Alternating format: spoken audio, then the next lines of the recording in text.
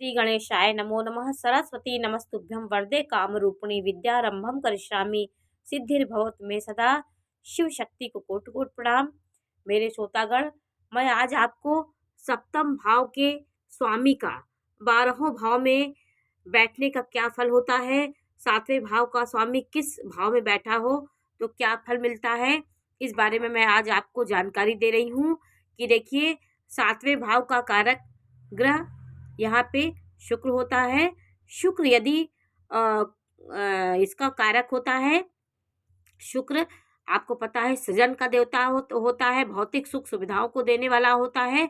सांसारिक जितनी खुशियां होती है हमको शुक्र प्रदान करते हैं। तो 7वां भाव सुख से संबंध बनाता है।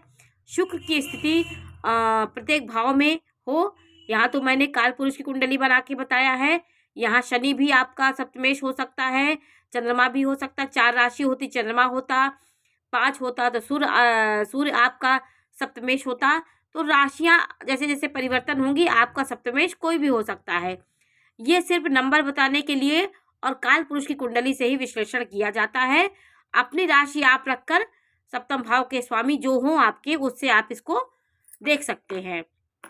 तो यहाँ मैं काल पुरुष की कुंडली बनाई हूँ, क्योंकि काल पुरुष की कुंडली में आपको हर एक ग्रहों के स्वामियों की जानकारी हो जाती है कि दूसरे भाव में यहाँ कोई भी राशि हो सकती, लेकिन चक्र इसी तरह के बनेंगे। यहाँ पे राशियाँ कोई भी हो सकती, यहाँ 5 होगा तो यहाँ 6 हो, 7, ऐसे इधर से घूमता है बाएं की तरफ से, दाहिना तरफ जो होता है वो पीछे का होता है। तो आज मैं आपको इसी की जानकारी दे रही हूँ। देखिए, सप्तम भाव का स्वामी यदि आपके लग्न में बैठा है तो व्यक्ति के जीवन में व्यक्ति अपनी पत्नी के प्रति बहुत प्रेम रहेगा, पूरा जीवन उस पर समर्पित करेगा। पत्नी भी अपने पति के प्रति बहुत रहेगी और गुलाम बन करके रहेगी, वो जो कहेगा उसी हिसाब से चलने की कोशिश करेगी। 7वें भाव का स्वामी यदि प्रथम भाव में है, अपने साथी के प्रति पूर्ण समर्पण होगी और उसको ध्यान देने वाली होगी, और पति का भी जुड़ाव पत्नी से होगा। तो प्रथम भाव में सप्तम का स्वामी बैठा हो तो अच्छा होता है, क्योंकि वो सीधा अपने घर को देखेगा। अपने घर को कोई भी ग्रह देखेगा, पापी भी ग्रह हो यदि अपने घर को देख रहा हो तो वहाँ शुभ ही करेगा वो, क्योंकि उसका ही घर होता है। तो अपने घर के स्वामी को देखेगा तो ये स्थिति बहुत अच्छी होती है। सप्तम भाव का स्वामी यदि दूसरे भाव में बैठा है तो आपको सप्तमी दूसरे भाव में बैठने का एक यही मतलब होता है कि आपकी पत्नी कहीं ना कहीं नौकरी करने वाली होगी, अर्थ कमाने वाली होगी, और ससुराल से भी आपको धन संपत्ति का लाभ हो सकता है। सप्तमेश पापी ग्रह है तो पत्नी थोड़ा कलह वाली होगी और दुष्ट स्वभाव वाली होगी। यदि सप्तमेश आपका शनि है, मंगल है और सूर्य है, ये उग्र ग्रह है, और उसका स्वामी यहाँ बैठा हो तो आपकी पत्नी कहीं ना कहीं कर्कश बोलने वाली होगी और कहीं ना कहीं कलंकित भी हो सकती है, और उसका नेचर भी अच्छा नहीं होगा।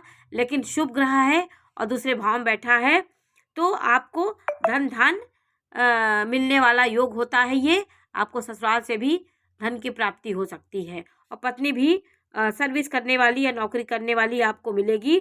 धन तो आपको मिलेगा, चाहे वो पापी ग्रह हो तब भी मिलेगा, लेकिन उसमें स्वभाव में थोड़ा सा विपरीत परिस्थिति उसकी स्वभाव में आ जाती है। उसके स्वभाव में थोड़ा दुष्टपना आ जाएगा और बोलने में भी वो कटु वाणी बोलने वाली होगी। और सप्तम का स्वामी तृतीय भाव में होगा तो जातक की सुशील पत्नी मिलेगी, परिश्रमी पत्नी मिलेगी, वो पराक्रम करने वाली होगी और अपने पराक्रम से आपके घर के माहौल को अच्छा करेगी, आपको भी सुख देने वाली होगी। और सप्तम भाव के स्वामी यदि चतुर्थ भाव में हो गया तो ये परिवार से संबंध बनाने वाली पत्नी होगी, आपके परिवार को सुख देने वाली होगी, क्योंकि चंद्रमा और सप्तम मन का कारक चंद्रमा होता है, सप्तम आपके घर का वातावरण होता है। आपके घर में पत्नी का जो स्वामी होता है सप्तम भाव का चला जाएगा तो पत्नी से आपके घर में सुख का वातावरण होगा। और पंचम भाव का स्वामी यदि सप्तम भाव का स्वामी पंचम में बैठा है तो धार्मिक पत्नी मिलेगी, सौभाग्यशाली आपको पत्नी मिलेगी, और जातक को कहीं ना कहीं सुख देने वाली पत्नी होगी। तो ये सब चीज़ें आपको संतान के आगे बढ़ाने वाली होगी, आपको कहीं ना कहीं धर्म से जुड़ाव होगा उसका। तो ये सब चीज़ें पंचम भाव से होता है। सप्तम का पंचम में बैठना बहुत अच्छा होता है। धार्मिकता से केंद्र और त्रिकोण का ये एक राजयोग होता है, ये बहुत अच्छा परिवर्तन होता है। इसका स्वामी इसमें बैठा हो, इसका स्वामी इसमें भी, ये भी बहुत अच्छा योग होता है। सप्तम का स्वामी छठे भाव में होता है तो उसकी पत्नी कहीं ना कहीं उसके लिए शत्रु बन सकती है। उसके विचार नहीं मिलेंगे, हर बात को वो नहीं उसके अंदर रहेगा, और पत्नी थोड़ा सा रोगी भी रहेगी, शत्रुवत व्यवहार करेगी अपने पति से, कहीं ना कहीं छल कपट भी उससे करेगी।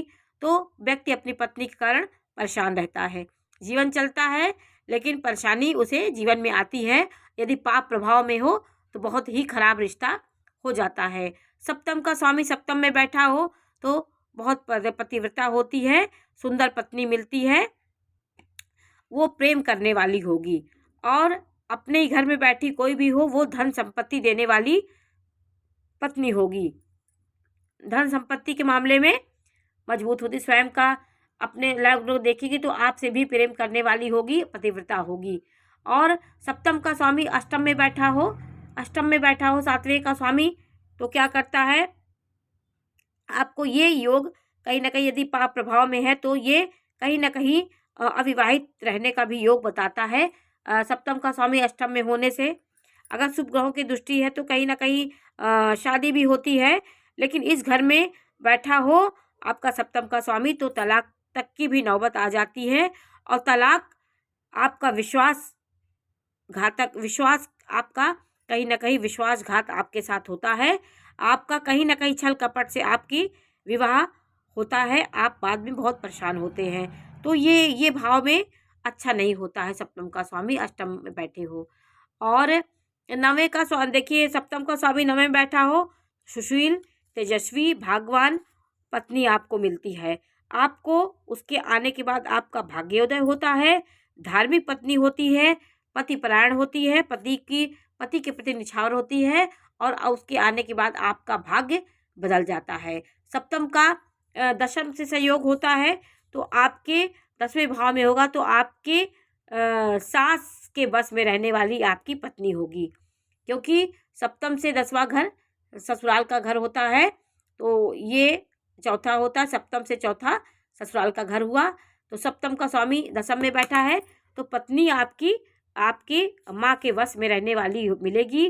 पाप ग्रह है तो पत्नी के कारण नौकरी में बाधाएं आपकी आएगी, आपकी माँ से उसकी नहीं बनेगी। यदि पापी ग्रह है तो सरकार से बाधा आपको मिलेगी। यदि शत्रु राशि में सप्तमेश है और शत्रु राशि में 7वें वहाँ पे शत्रु राशि हो या आपका पाप पीड़ित हो तो आपको पत्नी के कारण कहीं ना कहीं आपको नौकरी में व्यवधान आएगा, और कहीं उसकी बीमारी को लेकर, कहीं उसके ज़्यादा पैसा खर्च करने के चक्कर में आपको अपने व्यवसाय को बंद करना पड़ेगा। कहीं ना कहीं वो परेशानी का आपको सामना करना पड़ेगा यदि पाप पीड़ित है, नीच का है, तो ये सब बातें होती हैं।